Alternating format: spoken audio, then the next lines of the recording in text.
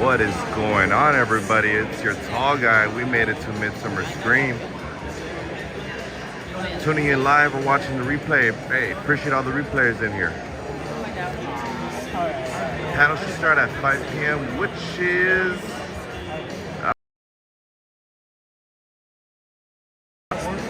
yeah, we're at 10 minutes until time, but we're going to keep the live running. Let people join in, watch the fun, catch the excitement. Hopefully we get some announcements going.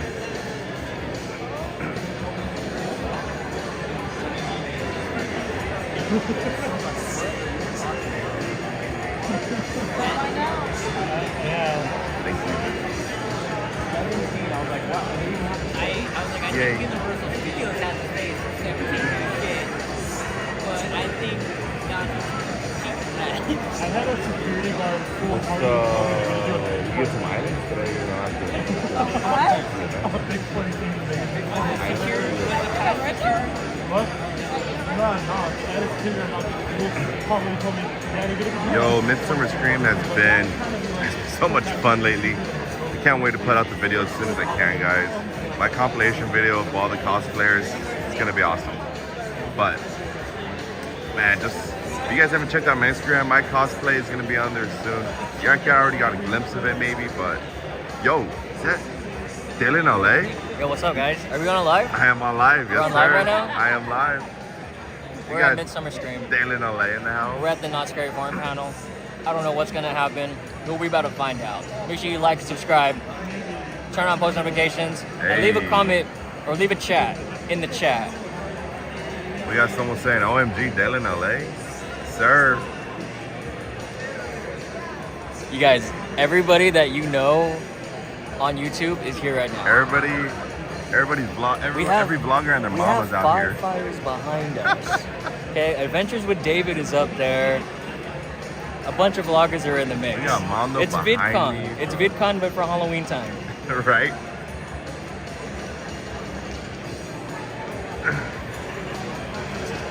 Oh man, like I said, it's been a blast, guys. If you haven't checked out the Instagram, check out my Instagram at SoCalTallGuy. You're gonna catch a lot of cool things there, especially the cosplays from here, my cosplay that I did today.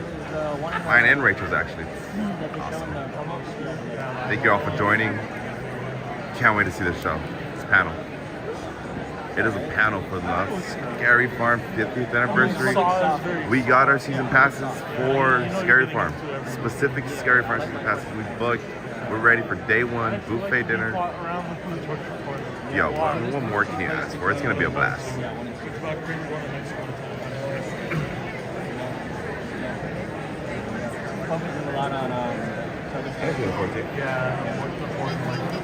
Oh, did I? I heard they switched the spots to where... Did you request that day? Can you still request the other day? Okay. Can you take back your request on the 14th? So instead of the mystery part being... Does there have the 14th? That's funny. It's a weird way to do it all day.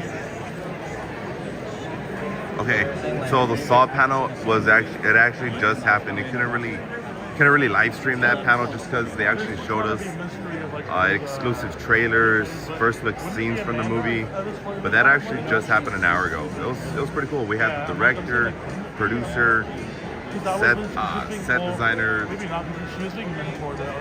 We didn't have John Kramer himself actually at the event. That would have been cool. But for the most part, they did show us the first look trailer and one of the first traps in the movie. It's gonna be awesome. What I can say about it though is this movie, it goes back to its roots. It involves John Kramer heavily. It's gonna be a good movie to the franchise.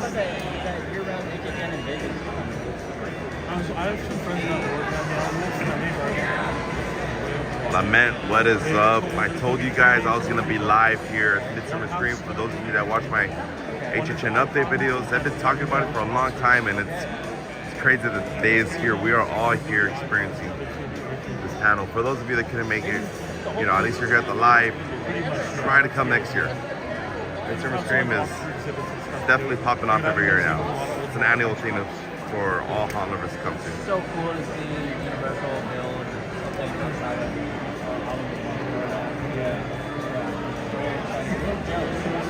I just want to. Now I gotta go to Vegas Yo, I love your shirt. Your Scary Farm thank shirt. you. That's sick. What year is that? 2007. 2007. Is it okay if I showcase it real Oh quick? yeah, go for it, man. Oh, we got a true Scary Farm fan out here. 2007 shirt. Dude, Doll Factory is one of the mazes I want to see come back this year. That's good. Doll Factory and Tooth Fairy. I love Doll Factory and Tooth Fairy. That is sick.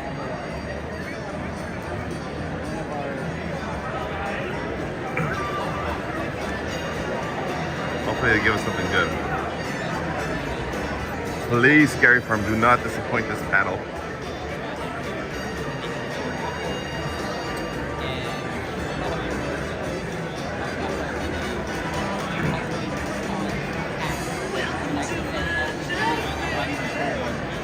Thank you for the heads up, Rachel. I want to pin your comment. Just to let you guys know too, during the panel, I won't be conversating with you guys. Just gonna let them do all the talking. Definitely have some kind of a feedback maybe after the show, but yeah. And also don't forget, I'm also doing live stream for the Horror Nights panel that's gonna be happening tomorrow.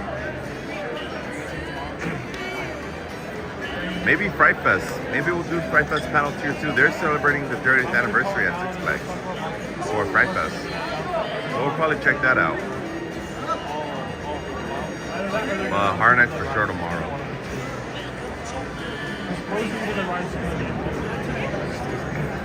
You've already got like a picture here. Right? Yo, we got Fun Grub in the house too. What's up, guys? Mark from Fun Grub, check him out. It's his first Midsummer Scream. It is, actually, it is. You having a good time, Mark? Yes, I am. He said, yeah.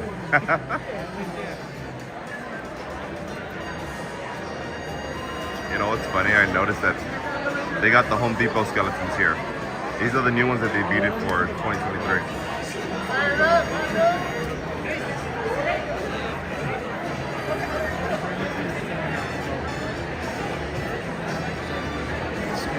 Yo, Villain. What's up, man? Oh, it's good seeing you, dog.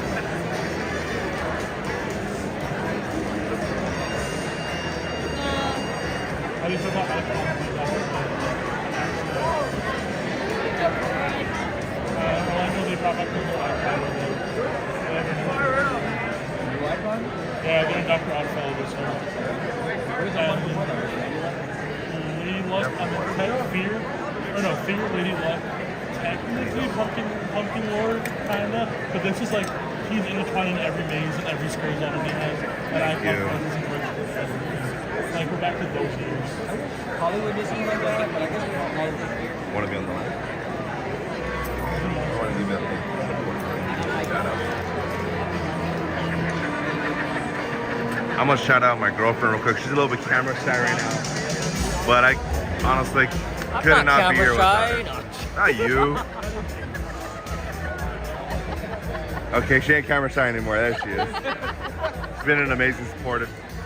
My backbone to coming to Midsummer Scream. I couldn't have done anything without her.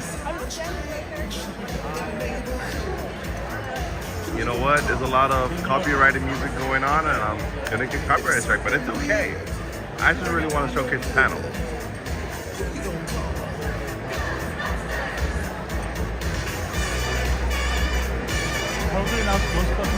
Yeah, Lament from the comments section. I gotta say this year's haunt season is gonna be insane. We got a lot of anniversaries happening, new mazes coming.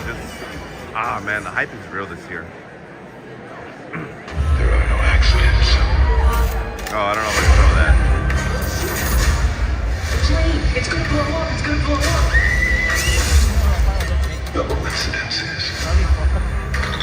The greatest character of all, the win. No escapes.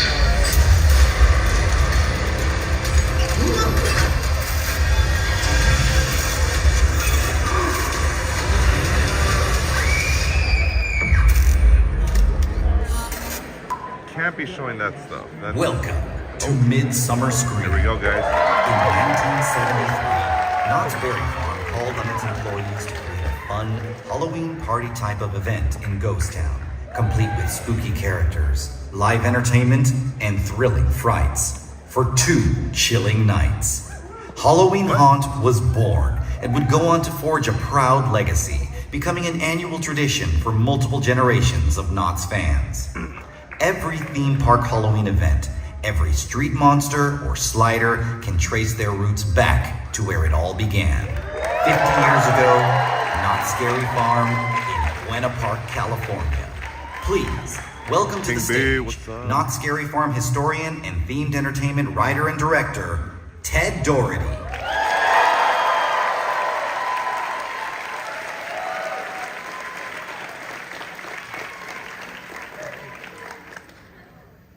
Hello. Hi, everybody. Welcome.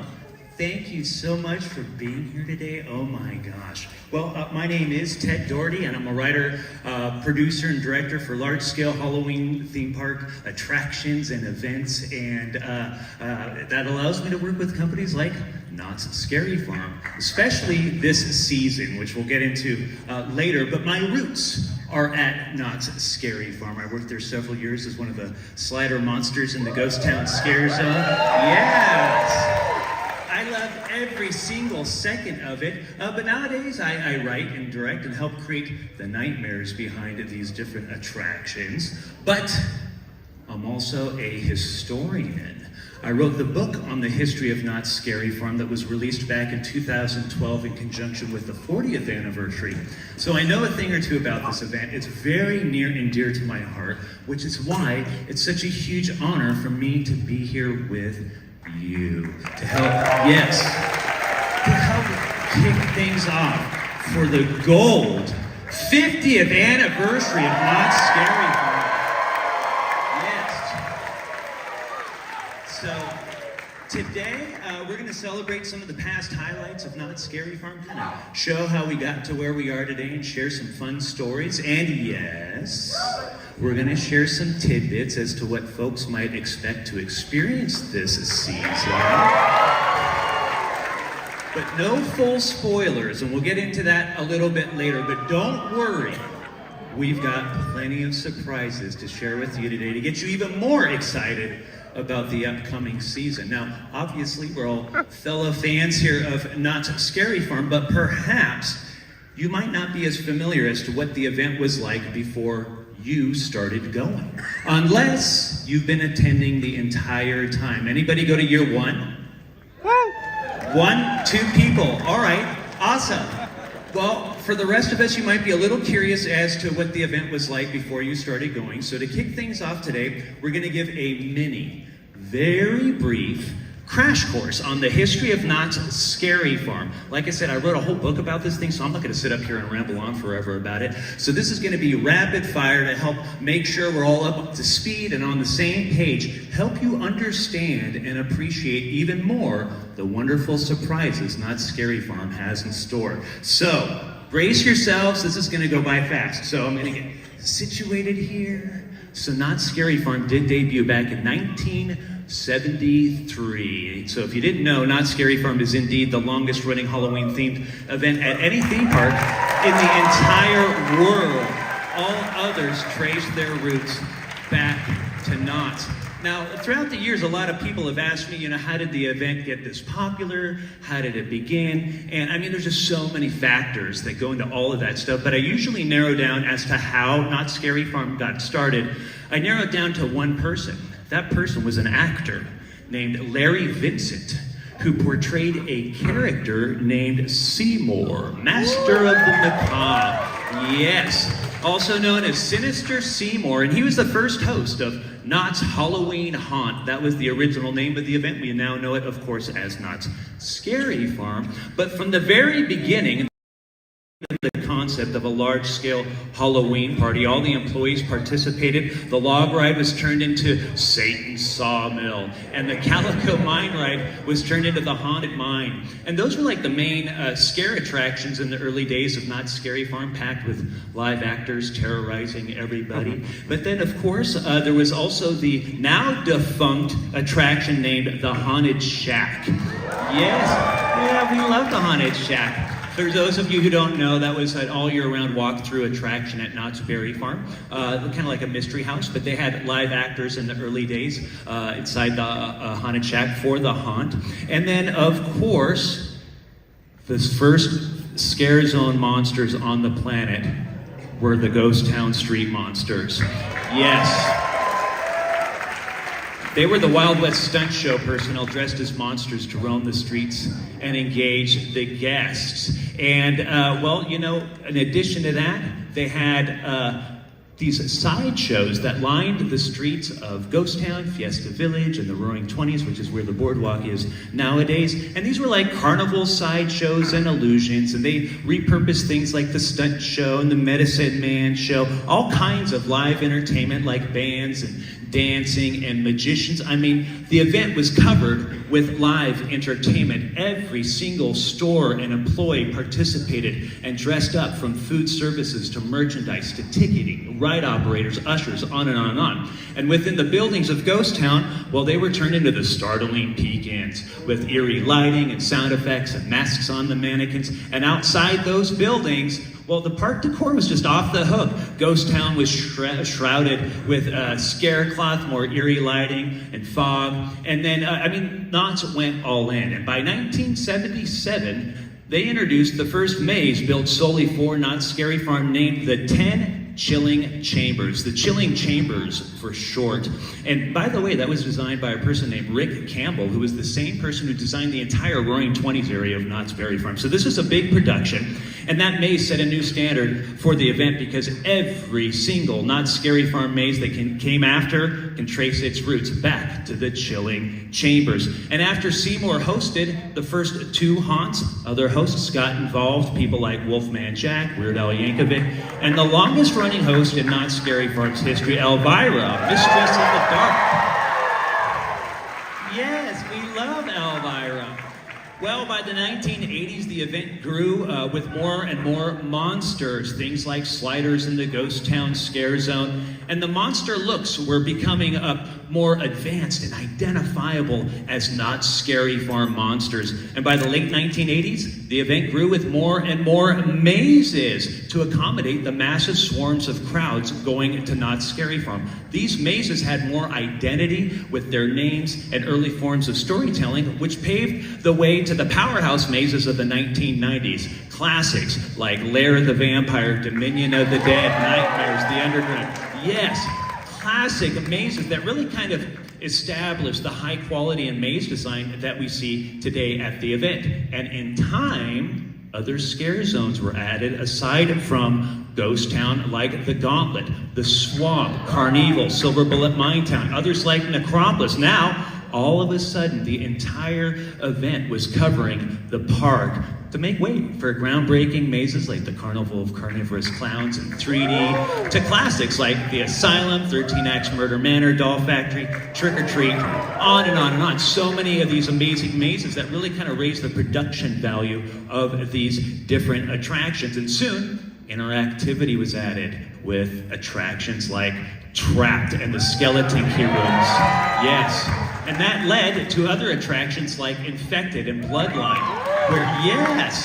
where the guests become active participants within these different attractions. And throughout the years, well, the show productions grew from things like The Hanging all the way to Puppet Up, from Zamora, yes, to the Misfit of Magic, Ed Alonso. And then, of course, theatricality was added to attractions like Paranormal Incorporated, The Hollow, Forsaken Lake, Origins, The Grimoire.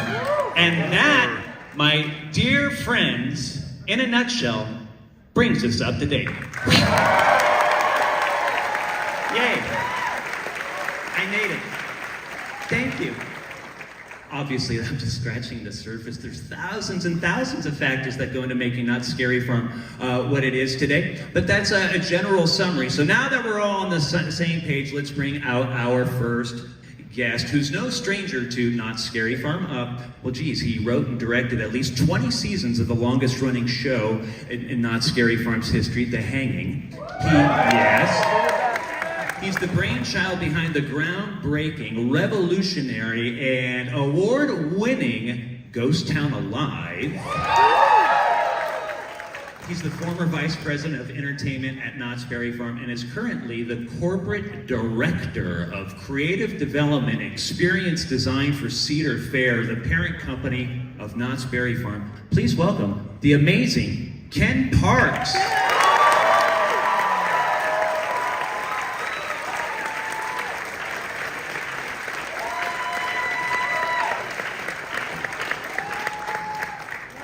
It is awesome to be back here at Midsummer Scream, and so thank you to Midsummer Scream for having us back, and that was incredible. Thank you for doing that. Thank you. The other thing that you need to know about all of that history is that thousands upon thousands of people over the 50 years have made this event what it is. I just wonder if there's anyone here today who has been a part of the event in some part. Just shout out. Let's hear you.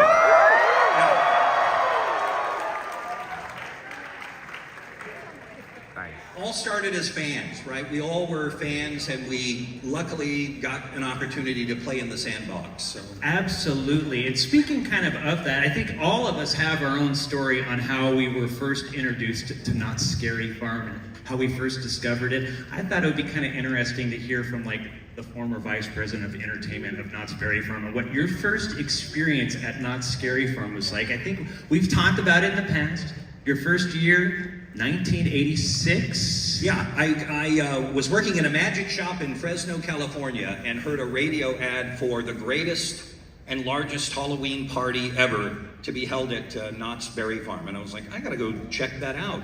So I made the 5-hour drive down to Buena Park. I just couldn't believe it. Anywhere I looked, there was something going on. This was at the time when the employees, everybody dressed up.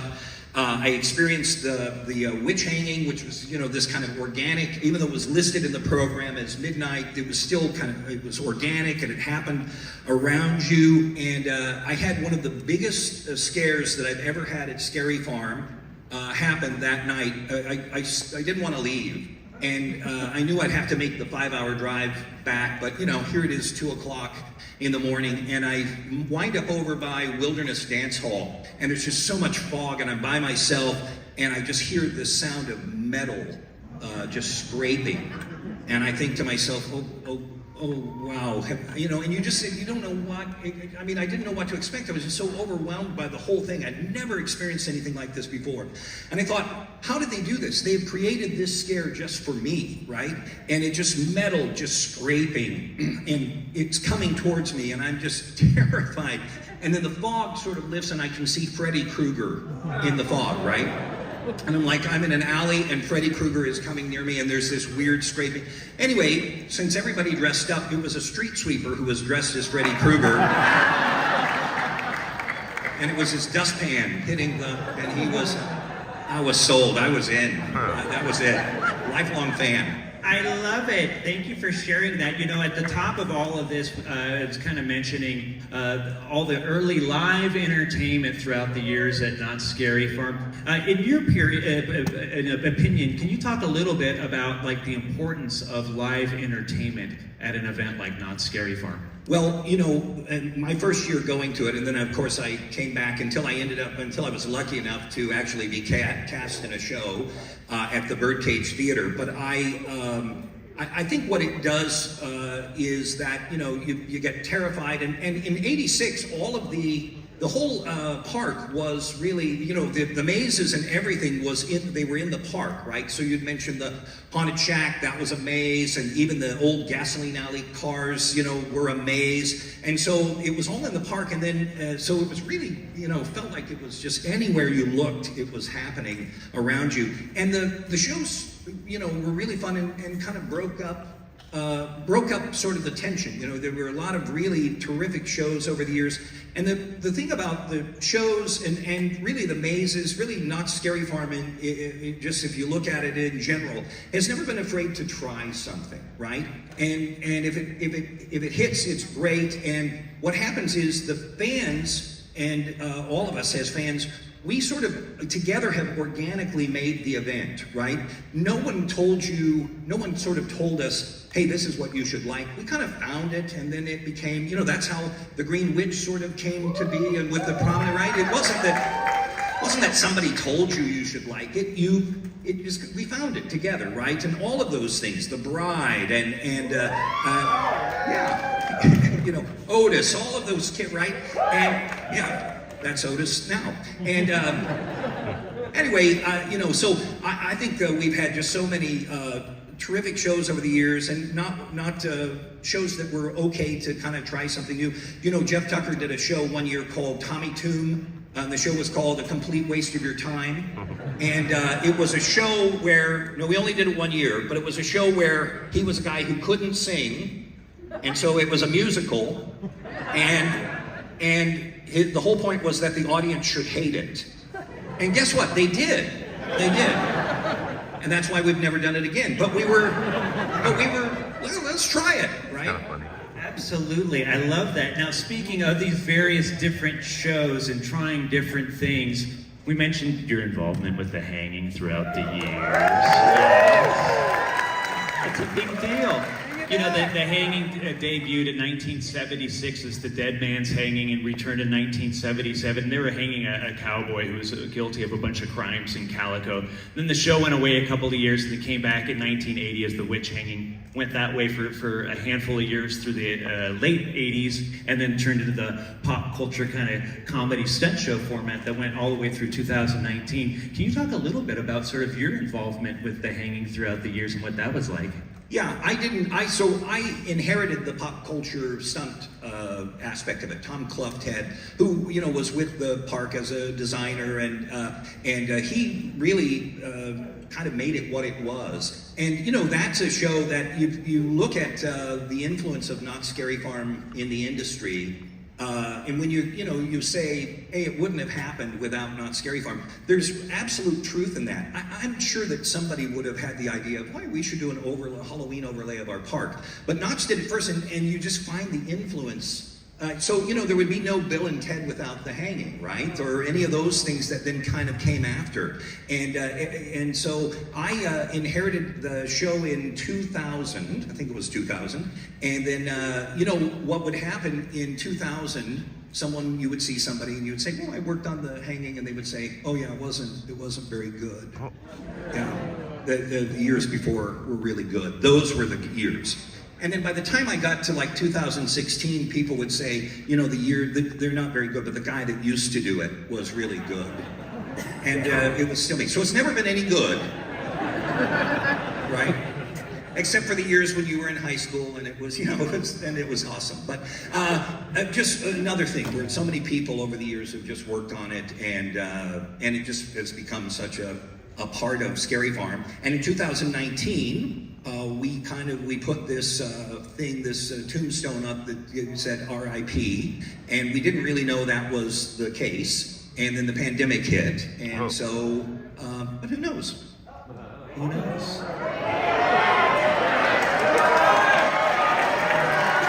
Bring it back.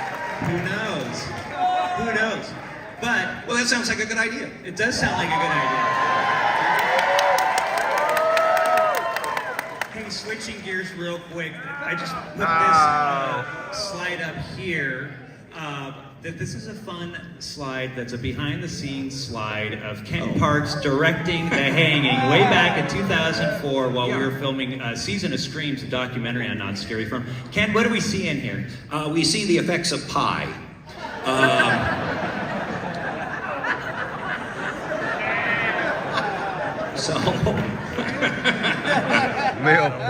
It's casual dress day at the hanging, apparently. Kind of come wear your shorts and your fake Birkenstocks and stop by.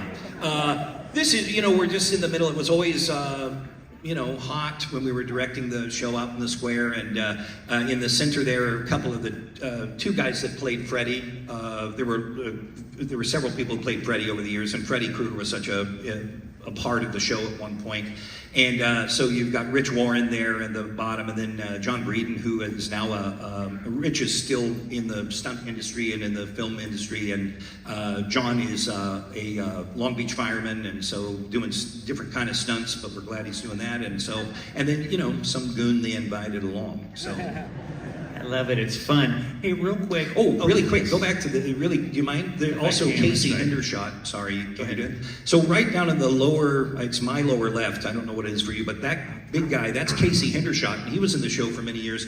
And he, if you saw Westworld, he's the guy that kept bumping into the hero every time he'd get off the train. That's that guy. Oh, That's fun. that I've impressed only me. Okay.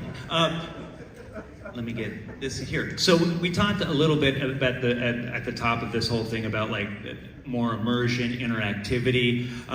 In your opinion, and kind of especially the last decade or so at Knott's Scary Farm, sort of what's the importance of enhanced storytelling with interactivity and immersion for these different attractions at Knott's Scary Farm? Yeah, I think we all want to be a part of it. For me, I've always been chasing the same experience that I had in 1986, of just that the park is the experience and the park is as a whole the attraction, and that you just, you know, you really want to be in these stories and you want to feel that you've been transported somewhere. And this goes back to, you know, what I was talking about, where we're just let's try it and see what happens. One of the things, you know, there've been so many just great immersive attractions, from Trapped, there was we did Skeleton Key rooms, and then we kind of did them separately. Yeah. And there was one called Prey that had a lantern that you'd go in, and the lantern would kind of, you know, cut out right when you didn't want it to. And then that got us to Trick or Treat Lights Out, so we've done all kinds of things over there. One of the things that we did not too long ago was, and you were a big part of this, was we thought, boy, it would be great to create sort of a living land or unliving land, whatever you want to call it, where everything's connected, where the maze story is connected to the scare zone is connected to the show. And so in 2019, we did that with Origins, and we did that with Ghost Town, and then the Hanging that year also was a part of that story, so it all kind of connected. But you can see it in Goring 20s, right? There are these moments that just kind of happen. Forsaken Lake has this processional that it just happens, right? It's not in a program, it doesn't tell you, just so that if you happen to be in the right spot at the right time, you have that same feeling that I got of Freddy Krueger with the dustpan, right? It's just happening around you. And so, we're always looking at different things. This year we have some technology, some RFID technology. Somebody's going to tell you more about this in a minute. But, we've got a character that has been around for a couple of years called the Conductor. And so, and that character is in, John Cook kind of said, hey, we've got that train, we should do something with the train. And we looked at, can we do a ride? And we realized we really couldn't do that. But what we could do is use it as a prop. So we put it out, and he was like, we should, have the train out. And I said, oh, what if there's this conductor that is in the front? And then we got, this actor, Fred, who was just terrific, right? Just amazing. And so, he's just kind of become this character that is just another part of the experience. And so we always treat, the conductor like almost like he's the ferryman in the river Styx, right? He's got the lantern, and that's the thing that allows us to see all of the different terrifying worlds that we go into. And so anyway, this year we're going to try some RFD technology with his lantern. And so you'll be able to take the lantern around the park, and there are over 100 interactions that will happen around the park. It will do things in mazes. It will light up in scare zones. We're working on something that's pretty huge, and it's really Gus Kruger, if you know Gus, who's awesome. And so he's been working on it with Scott Erickson, who is a technical genius, and so they're working on this together to bring that to you. The one thing I had asked, and it's not going to happen, so I'm going to tell you about a thing that I really wanted to happen for all of us, is I wanted you to get the lantern, and then 6 months later, after you took it home, you would just start screaming in your house. And I just wanted that so bad for all of us. We're gonna try. But just imagine, we give you this thing, we don't tell you about it, and then it just starts screaming. And the question was, could you make it scream at the halfway point to Halloween, right? That just all of a sudden, and just the internet would just go wild with people going, this thing, I can't shut it off! The switch switchboards at Knott's would be just on fire. So anyway, it's not going to do that, but it's going to do some really cool stuff, and I think Carl's going to tell you about it. So. Yes, very exciting. Thank you. Yes.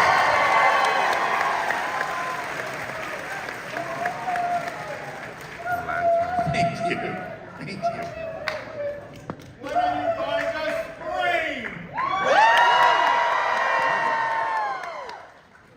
Awesome. Yeah? Hey, Ken. Yeah, sure. Who is that guy, by the way? By that way, that was Carl. You're going to talk to Carl a little bit later on. But Ken, you no longer just oversee things like Knott's Berry Farm. You're overseeing a lot of different locations now. What is it? What's the process in the idea of taking the concept of a haunt, like at Knott's Scary Farm, and kind of spreading that idea to different locations? Well, Knott's is certainly unique in Cedar Fair, right? And it's really unique everywhere in the industry, but it's really unique to us as a company because it's really the most terrifying, scary event that we do. But we have we have 13 parks and some lots of water parks, and so 17 places for you to go and hang out and have fun. And they all have their own events. They've kind of taken on the Halloween haunt, and so Knott's. We really wanted Knott's to be separate from that, and that's why we started going with the name Knott's Scary Farm. But it's a wide variety. Some of the events are daytime events for families, then at 6 o'clock turn into nighttime scary events with mazes. But all of it would not exist without Knott's Scary Farm. And so in my role, the nice thing is I get to work with all of the different parks. I'm really more connected to the development and creation of lands and attractions and rides, but events on occasion as well. So. I love it. We do have another little kind of announcement that we would like to make. Ken, do you want to make it? I do. I didn't want you to have to do it because then it would seem like, okay. So I thought, so one of the things is for the 40th, we had the a haunt museum, and you you had a book that was out, and you would sign the book. And so I'm here to say that that's going to happen again. And so. There'll be more coming up in the panel, but there is now a 50th year edition of the history of Knott's Scary Farm, written by yours truly, with a foreword by Neil Patrick Harris. And so the book takes us from the 40th and on, and I know you've interviewed a lot of great folks, and so I didn't want you to have to plug your own book. But I am so excited, I can't wait to get a copy of it. And we've used your book, I think it should be required reading if you join our company. And so thank you anyway for all the hard work on that, and I can't wait. Thank you, Ken. Thank you. Hey, real quick, the original title of the book was Knott's Halloween Haunt, A Picture History, and so, but the event is no longer referred to as Halloween Haunt. So the new book title is The History of Knott's Scary Farm. So it's a revised, updated second edition. All the bells and whistles from the first edition are all there, and we've just added on to it. We're very excited about it. Our friends at Knott's Berry Farm Merchandise have asked me to let you all know that I will be at Knott's Scary Farm for several nights this season doing book signings. So swing by and introduce yourself and say hello.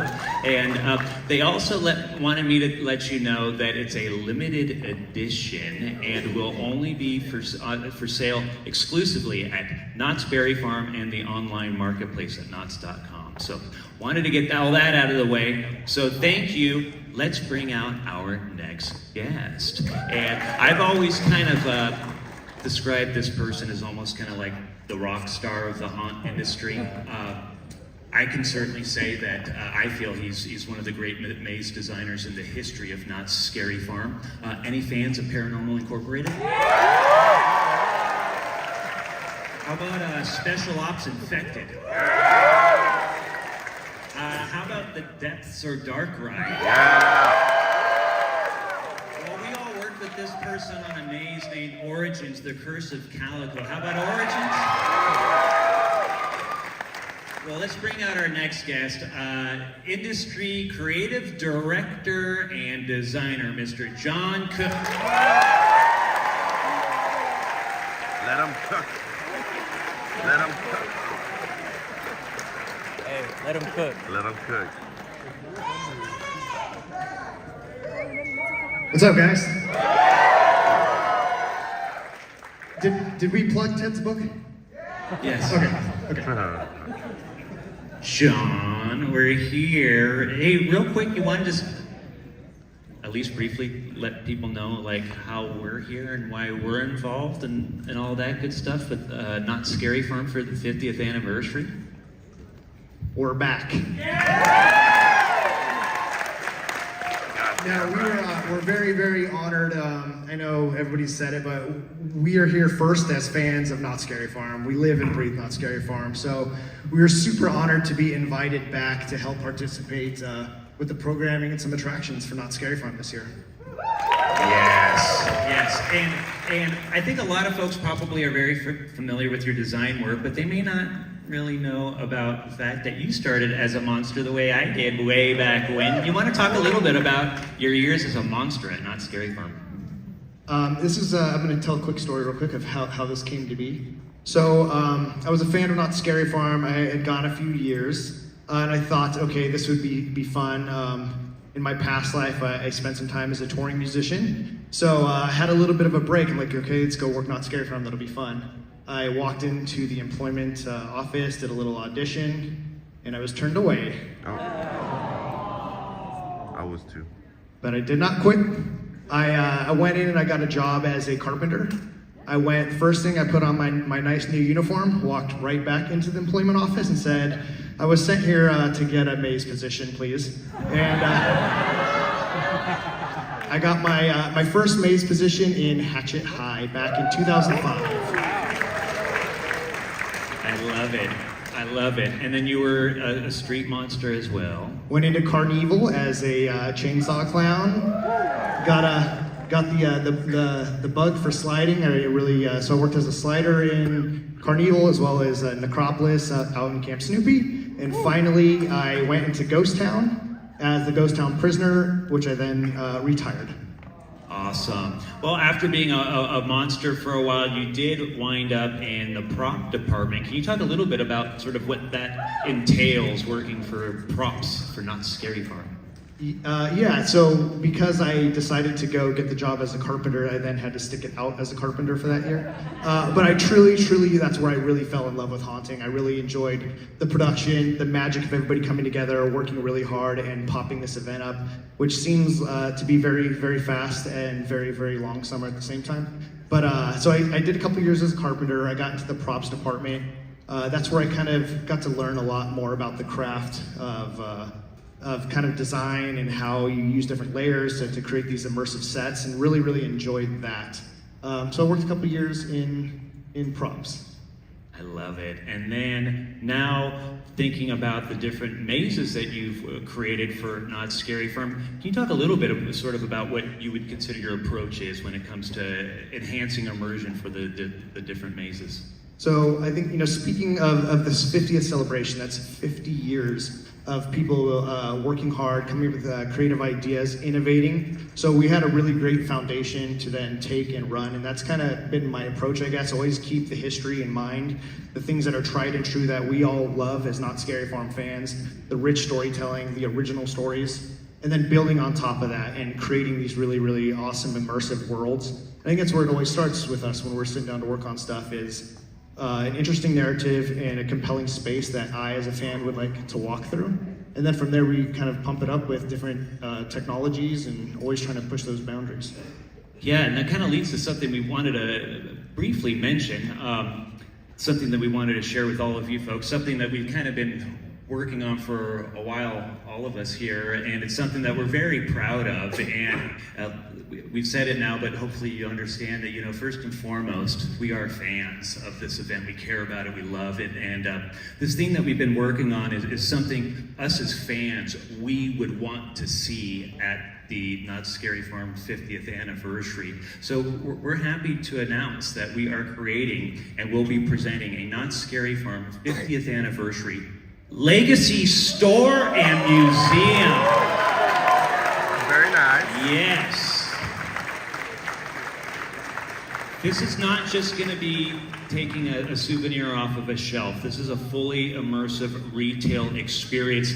Just so you can kind of get an idea of the scope of this, this is going to be located in the Emporium over at the California Marketplace, just outside the main entrance of Knott's Berry Farm. And during the day, that's how you'll be able to go inside the store. So you don't have to be inside the park during the day to visit the store. However, at nighttime, during Knott's Scary Farm hours, the only access will be from inside the park through a rear entrance that we'll talk a little bit about it. So you want to walk them through some of what we're going to be doing.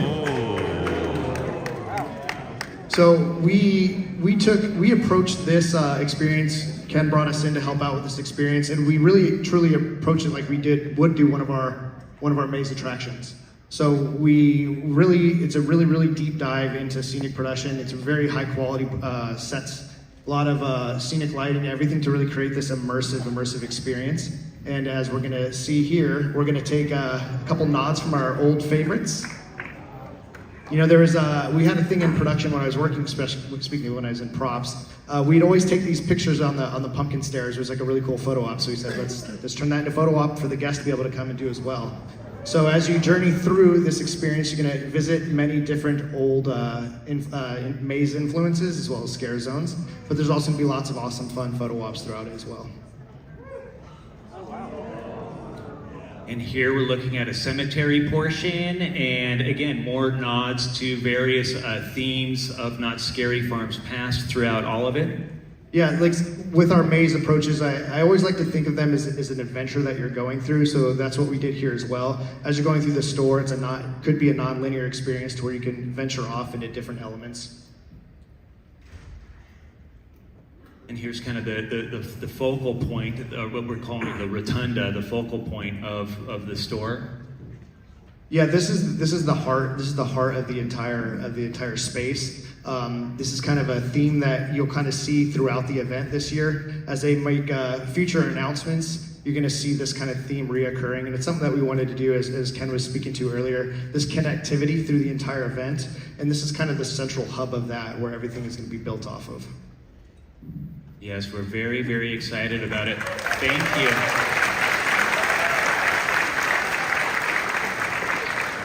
There's a lot more to it, including lantern pieces possibly, but we didn't want to spoil everything. And by the way, that's where the book signings are going to be taking place, so you can come swing by and get it all at once. So anyways, we have to move on because we're running out of time and we still have a lot to cover. So let's bring out our next guest, who's got a long history with Knott's Berry Farm, Knott's Scary Farm. If you're a fan of Knott's Scary Farm, you're a fan of this person's work, especially if you love the beautiful scare cloth that drapes the buildings of Ghost Town and all of the wonderful decorations throughout the rest of the not just the event, but of Knott's Berry Farm in general. So this person's been around the event for a long time. Let's please welcome Park Decor Manager of Knott's Berry Farm, Mr. Jeff Shattuck.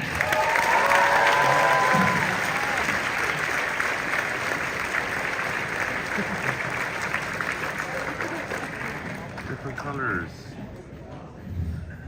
Hi, Jeff. Hello. Jeff, you and I have talked about it in the past when you first started going to Knott's Scary Farm. We're sharing fun memories and stuff about our beginnings. I think you probably started going to Knott's Scary Farm at an earlier age than the rest of us. Can you talk a little bit about sort of your earlier memories going to Scary Farm with your family and stuff? Yeah, my mom was a huge horror fan, and she took me at a very young age. And I remember that there wasn't a lot, but it was still a lot of fun. And my mom liked to just sit in the fog and watch the monsters scare everybody. And she also liked the movies. So my very first scare at Scary Farm was actually from a peek as a young kid. That's when they had actors inside. And that went away, but that monster popped out, put his face right up against mine because it was pushed against the metal grating of Wingley's Laundry and scared the heck out of me. I love it. Now, obviously, that had an impact on your future work. Can you talk a little bit about sort of your overall philosophy and approach to the park decor for Knott's Scary Farm? So, the very first year I ever started working at Office 87, I worked in the picture gallery and I took photos And I remember every night at Scary Farm, I would watch the witch hang. And I would always beg them to let me go out and watch the witch hang. Every show. So my last night, unfortunately, was Halloween. Several years later, I came back, and I came back as a tech. And in the earlier years, when I first started working there was only 2 areas that were really decorated. The Camp Snoopy area and Ghost Town. That was it. There were monsters, but there wasn't a lot of decor. The restaurants were done because the employees got to decorate. So, moving forward, in 96, 97, I took over Park Decor. And I was like, past, make it more, make it more, make it more. So over the years, I've kind of developed my own narrative because as far as the Park Decor goes, there wasn't one. It was just kind of do something fun, kind of match the scare zone. So that's when I started getting into it. I'm gonna match the scare zone. What are they doing? How do I dive into it deeper and deeper? So the last several years, my concept is when you enter the park, it's the death of the park. That's why it's all draped in funeral bunting and all over the park, and it's all the purple and black, and then you have the giant skeletons as you come in, and that's an interesting thing. There never used to be a really big entrance statement. On and off they did over the years, and I went to my management and said, I want to do this statement. Well, what's it going to look like? I don't know yet. I saw these 3 giant skeletons that I want to buy. They're like, okay, well, what's it going to look like? I have no idea. Let me work it out. Bought the skeletons, and that is the display that we currently have at the main gate. But for 50th, this is what you're going to see. How about that? Incredible. I love it. I'm glad. Yes. I'm hoping we pull it off. And not only, we talked a little bit about these lanterns. Yes. I think some of the park decor is going to incorporate some of the lantern use as well. Yeah, so I've heard about these lanterns, and I'm like, what are these lanterns? I keep hearing about these lanterns. So I'm like, I've got some new technical people on my team that are amazing, and they said, let's do this thing with a spider. And I'm like, all right, what do you want to do? So next thing I know, we've built this entire, we're calling it a swamp spider. It's interactive, and it also is interactive with the lanterns. Oh. And Park Decor has now developed about 5 other items and areas that will be interactive with the lantern. Great. Okay, good job. Thanks, It should be fun. Jeff. Go ahead. One more little tidbit. Go for it. Look around Ghost Town while you're out there this year. Ooh. You might see something that you haven't seen in a very long time. Ooh. Keep your eyes peeled, people. Wow, exciting. Okay, listen, we have to keep moving forward. And so listen, our next guest, well, we just got a glimpse of him earlier. He's awesome. We love him. I'm a collector of Not Scary Farm merchandise. I'm guessing some of you are. Who's excited for some merchandise for the Not Scary Farm? Yes. The person behind that is our next guest, Carl Bush from Knott's Berry Farm Merchandise.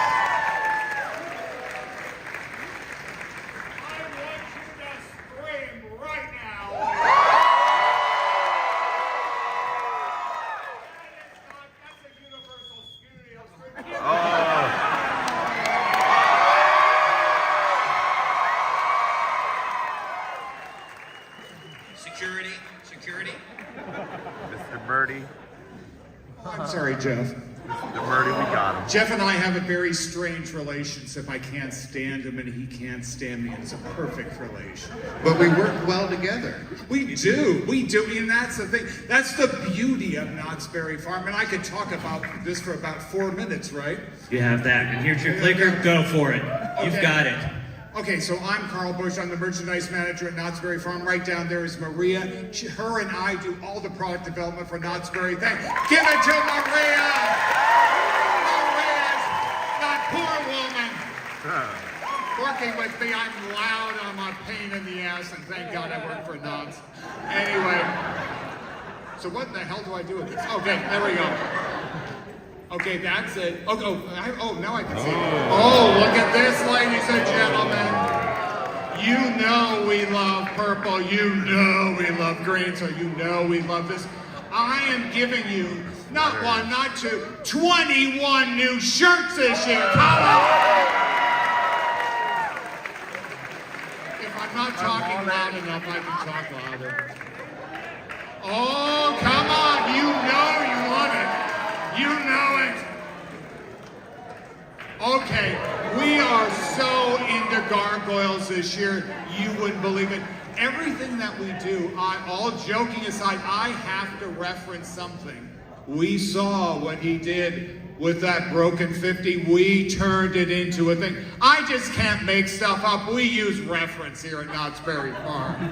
Oh, Carnival! Oh, yes, yes. Look at that, I did too. Anyway, and of course we always do a Ouija board. We love a Ouija board.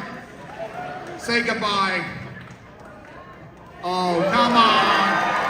We love the Green Witch. I don't know what happened during the transition, but we love the Green Witch. Let me scream some more. Oh, come on, look at that gargoyle. And look, it's going to be in the show. Look at that, and you're going to go and you're going to see it. You're going to do it. I love it. All right. Okay, this came from 1980.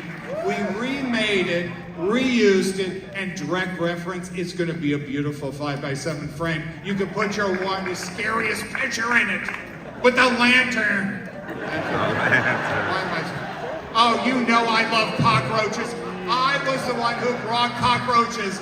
Every year we sell 50,000 cockroaches at Knott's Berry Farm. And I only buy 10,000, but we sell 50,000. That's all right. Why am I screaming? I want pins. Okay, there was a spider on the gate. We put the spider back on the gate. Oh no, we did. We put it on a shirt. We did put it on a gate. Well, what did Ken not give you enough money? God damn. Come on, Ken. Ken can be such a cheap Canadian pie.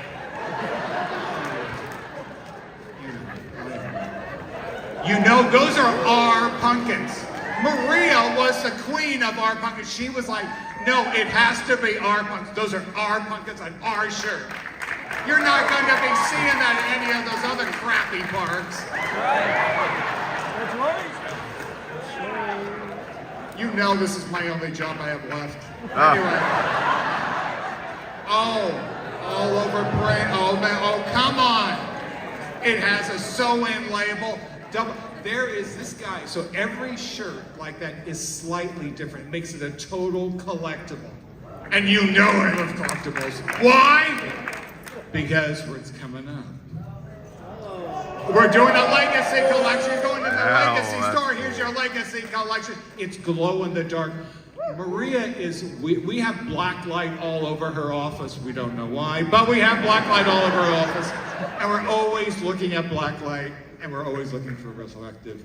Oh, you know what this is. Scary Jersey. They arrived yesterday. They arrived, did they not, Maria? They brought them over in that secret truck of theirs. Yes, they did. Damn UPS. It didn't happen. Strike. Yeah, here we go. I don't want to get current. I can't see you anyway. Anyway. Oh, come on. You know I like, we did the coffin mug. We did the light up coffin ornament. Oh, come on. Drink. You know we love a drink cup. Okay, we have Sarah Marshall's original hat. We redid. I want to see it on most of your heads, that hat. We did another Cursed Pearl because we love to do the damn Cursed Pearl. So we did the Cursed Pearl again. We made a Department 56. We are the largest dealer in Department 56 for 300 miles, ladies and gentlemen. So we did another piece. We did our 50th anniversary trip. Yes, it's dripping blood.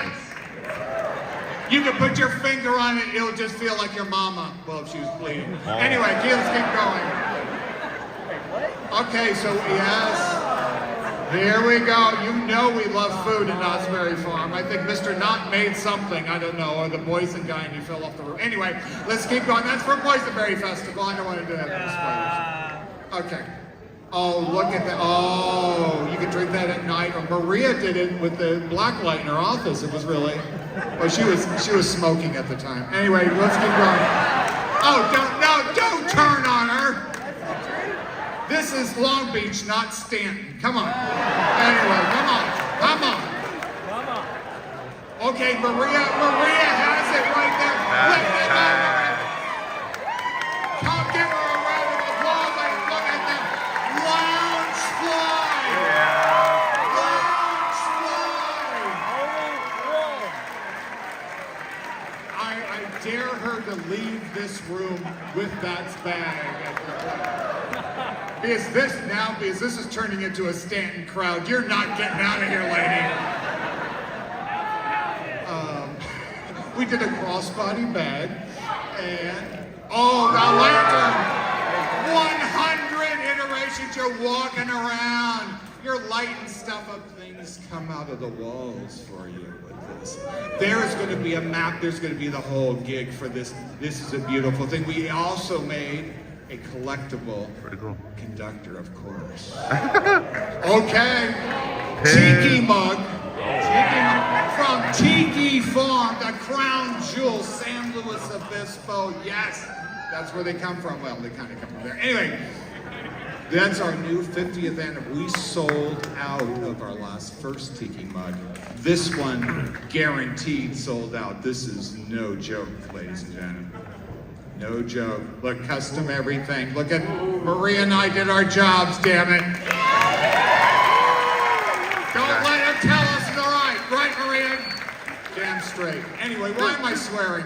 Anyway, is there any children in here? It shouldn't be. It's Long Beach. There shouldn't be children in here. Hey, come on. Okay, I did 50 pins. 50 pins.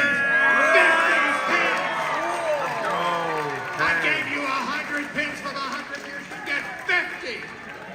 For Scary Farm. I can't show you all the pins. That's why they're all blocked off, all really bad. I also made you a coffin pin, so you can basically put all your pins on it and put it and you can glow in the dark, just like Maria does. It's a nice. I don't know what they're gonna look like, but it's up to you. Yeah, they're all adults. You do what you want.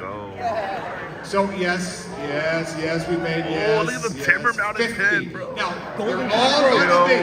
Okay, I'm gonna tell you one thing only. Extremely limited. You see that pin, you want that pin, you buy that pin! I go through all those pin things. I don't want to hear it! You know, so the thing is, I'll pin trade with you, but you're not gonna like it. Let's put it that way. Anyway, but the thing is, I also did a cockroach pin because I could. Anyway, but we also did all the logos. I did all the logos. I did all the main things. Of course, these are only 20 of the ones I can show you because we can't show you all that we did. Well, that's just the way it is, lady. Anyway, I made a scary.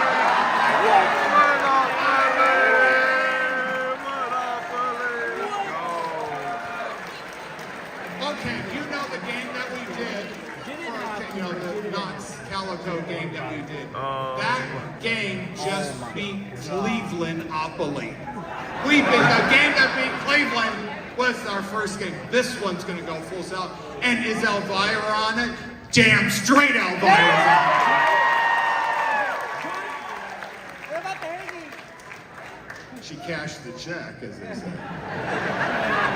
But it's a great game. Look at that game. Oh, my mama would love it, but she's dead. Anyway, let's keep going. Why did you bring me there?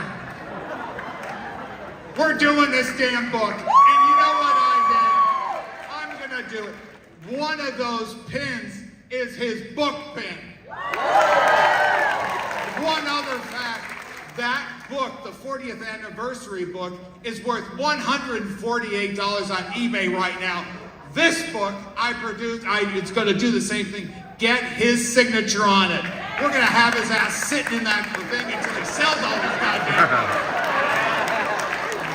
This is Knott's Berry Farm, ladies and gentlemen. We got to make some money. Come on. y'all. You're not paying me for my looks. All right, we created for you a exclusive Midsummer Scream shirt. If you use that QR code, you get to the thing, $26.99 for the shirt. If you want it, you got it. So, ladies and gentlemen, that's what we've done for you. If you have any questions, go beat me up. Don't touch that. Well, let her get out with that loungefly thing. Hey, just quickly, I just want to talk about the shirt just quickly.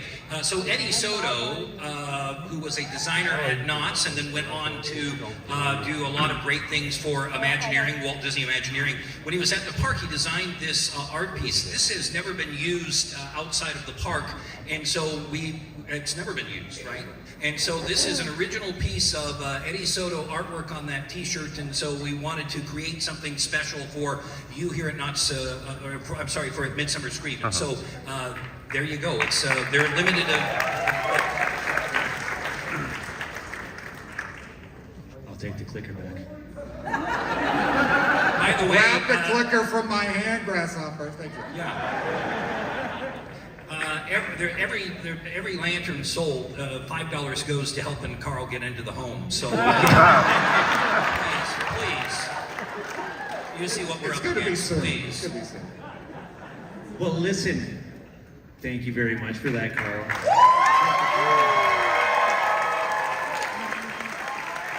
Now, Carl and Jeff have to run off and take care of some things, and we got to spin some things around here a little bit. So give it up for Carl and Jeff. Thank you so much for joining us today.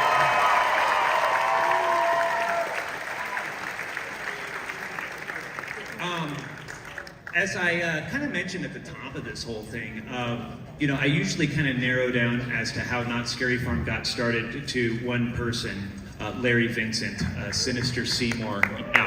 I didn't mention how or why that happened. I did state that Seymour was a famous television horror host here in Southern California in the early 1970s, and his shows really consisted of... Hello? Okay, there you go. Okay. His shows consisted of like B-horror movies, and Seymour would periodically interrupt the film and crack jokes about how terrible the movies are. He would affectionately refer to his viewers, his fans, as fringies, because they were on the fringe of lunacy for liking such terrible, trashy movies. Well, to promote his TV show, he took it out on the road and performed it live at local movie theaters here in Southern California.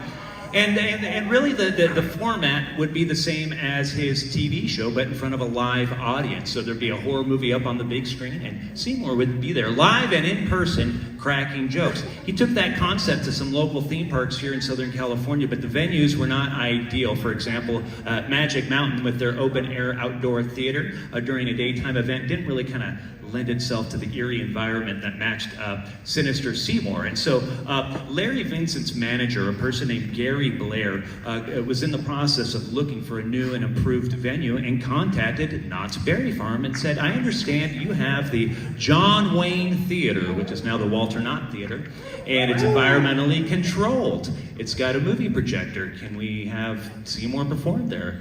Well, Knott's Berry Farm loved the idea and said, wait a minute. We'll build a Halloween event around Seymour, and that was the birth of Knott's Halloween Haunt, now Not Scary Farm, yes. To learn a little bit more about Larry Vincent and Seymour, it's our absolute honor and pleasure to introduce to you Larry Vincent's daughters. Please welcome Diane and Valerie Vincent.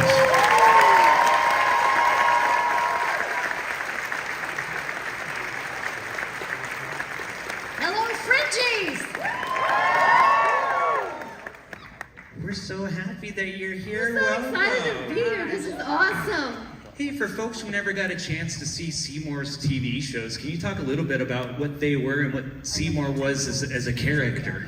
Well, you touched on it a little bit, but Great intro. Well, the show itself, as Ted was saying, was kind of a comedic take on really lousy movies, scary sci-fi and horror movies, and it was Seymour's opportunity to do some shtick, before commercial, and sometimes actually during the movie. He would pop up in the corner and make a joke, and I think that kind of gave birth to that later show, Mystery Science Theater. So he turned the sound off and interjects himself and put in his own jokes. And he picked the worst films of the lot, you know, Attack of the Mushroom People, Leech Woman, you know, The Mummy's Tomb, Teenagers from Outer Space. Just pick the worst of the worst. And the worse they were, the better. And he would just, with shtick. And Seymour he was described as a cross between Dracula and Groucho Marx. Love it. Because he had the macabre thing going, you know. And by the way, the gauntness, that was all Dad's face. No makeup. He had a very He looked like nobody else. distinctive face. The sunken cheeks worked perfectly for his character. And he was funny, campy, shticky, a lot of gags, a lot of running gags. And he was a cult phenomenon. And had he lived past the age of 50, God knows what could have happened beyond the 5 years that he ran. Yeah. Now, you know, you have your dad at home watching over homework or whatever, holidays or whatever, but then he never did his homework. Oh, okay. Our homework. Oh, your homework. And then you would see your dad as this character with his fans. What was it like for you to see your dad performing as this character, like at the parades, and see him interact with his various fans? It was kind of surreal in a way, and because it was just our dad at work, basically. And I think seeing him with fans, it really kind of sunk in that he was a celebrity, and that kind of hit home. Like it was just kind of surreal, but on the other hand, it was just like sort of our dad going to work. Yeah, going to work, and we grew up with him as a performer and an actor, and he had a show in Indianapolis, a children's. He hosted Three Stooges cartoons. We had another character called Cat and Star. So we grew up with him as an actor, and the celebrity part of it, it was just kind of a normal progression of what we knew. It was like your dad, if he was a banker, but that was our dad, and we were. But as Val's saying, as this character Seymour grew and grew and grew, it was pretty awesome to observe that and to witness that. I love it. It's like a rock star, you know? It's like a big rock star. Yeah, totally. Yeah.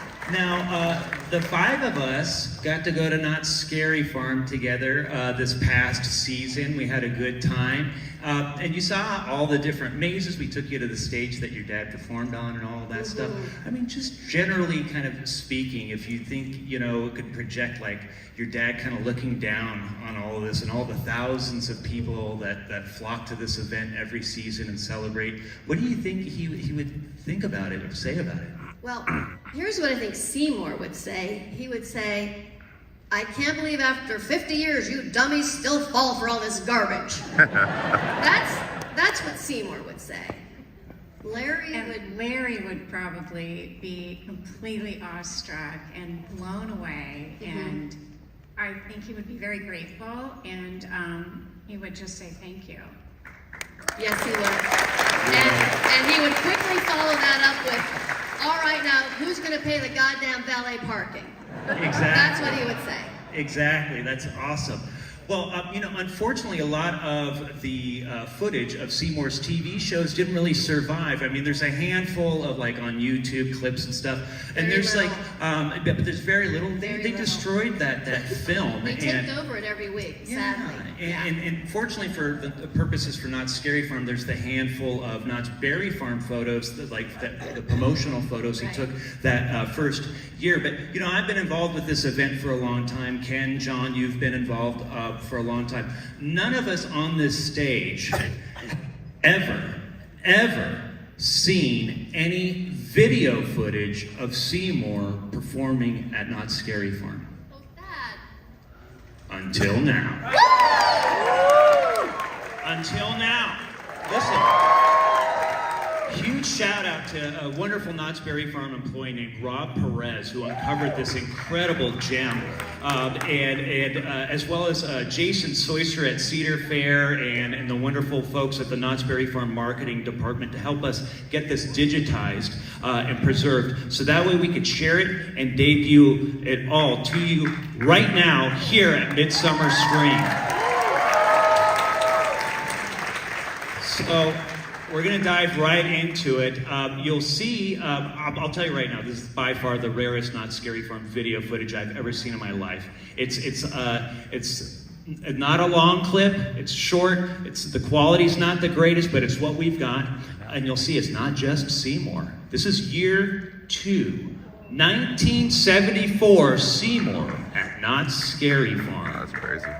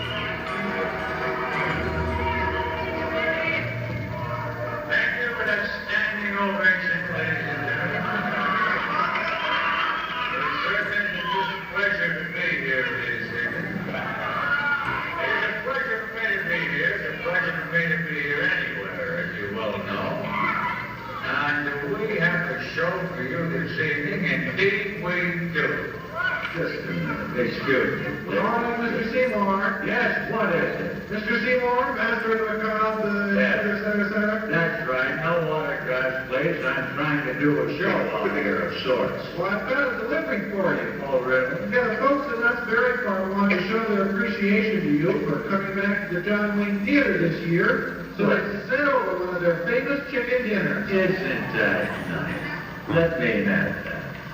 Well, that's beautiful. A little chicken dinner from Knott's Berry Farm. That?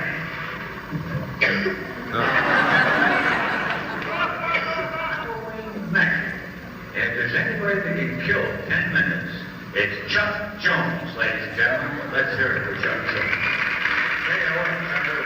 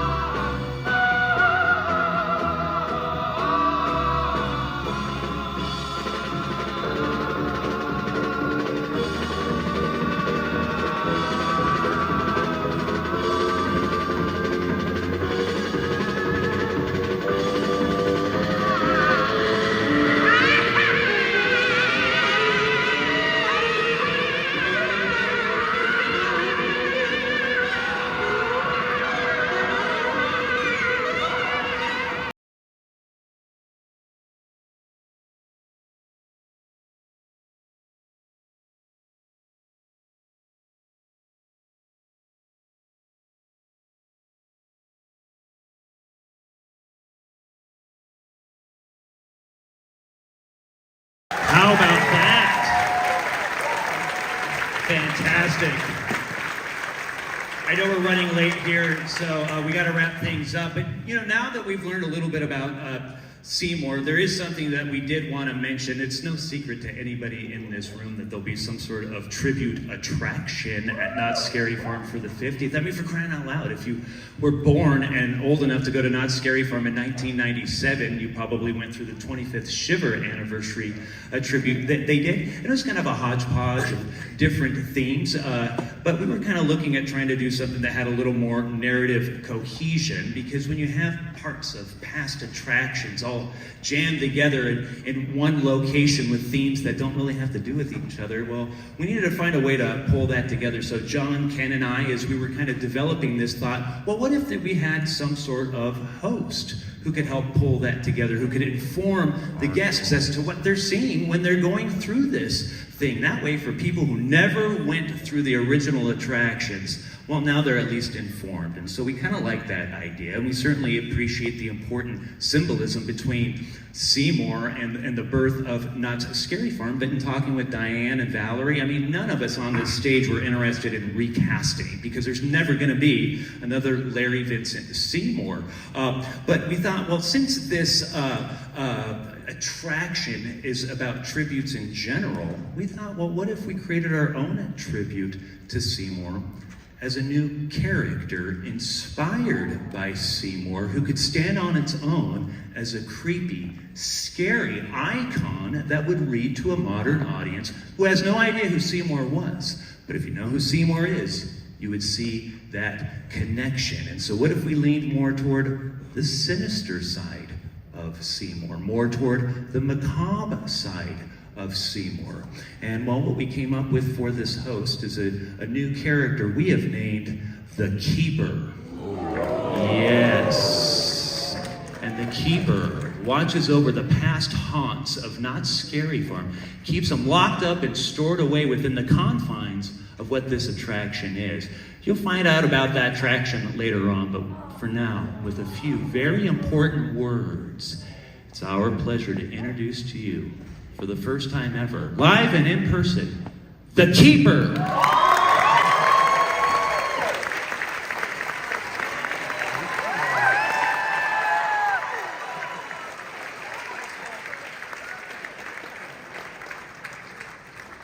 Hiya, friendies. I'm here to tell you about a spine-tingling event at Knott's Berry Farm, Thursday, August 24th. Oh, it's real. That's right. This opportunity gives you a sneak peek at the horror that waits for you at the 50th anniversary of Knott's Scary Farm. New blood-curdling mazes, sinister scare zones, and ghoulish shows here for you that night. And listen here, friendies. Tickets go on sale. Wait for it. Wait for it. Monday morning at 10 a.m. exclusively at knotts.com.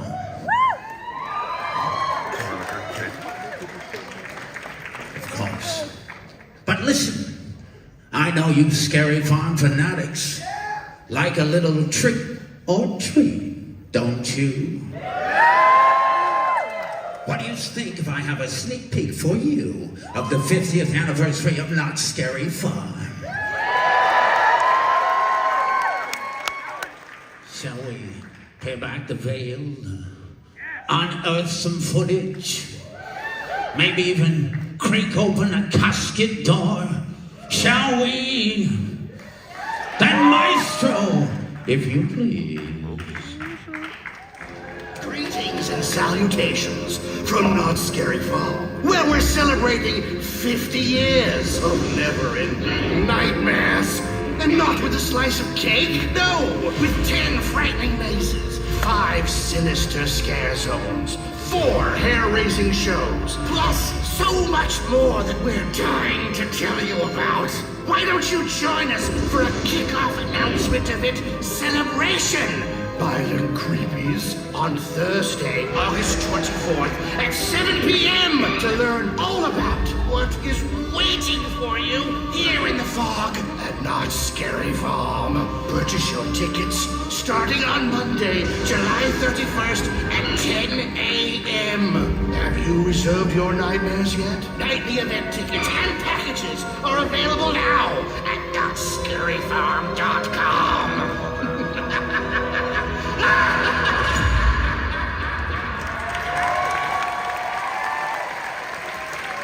What do you think about that, you groovy goonies?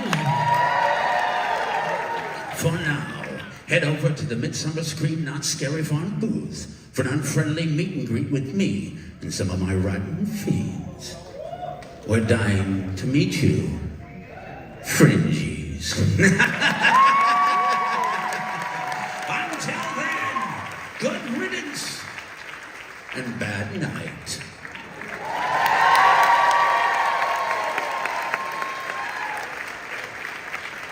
Thanks, everybody. We're going to be over at the Midsummer Scream Not Scary Farm booth. Halloween. Have a good...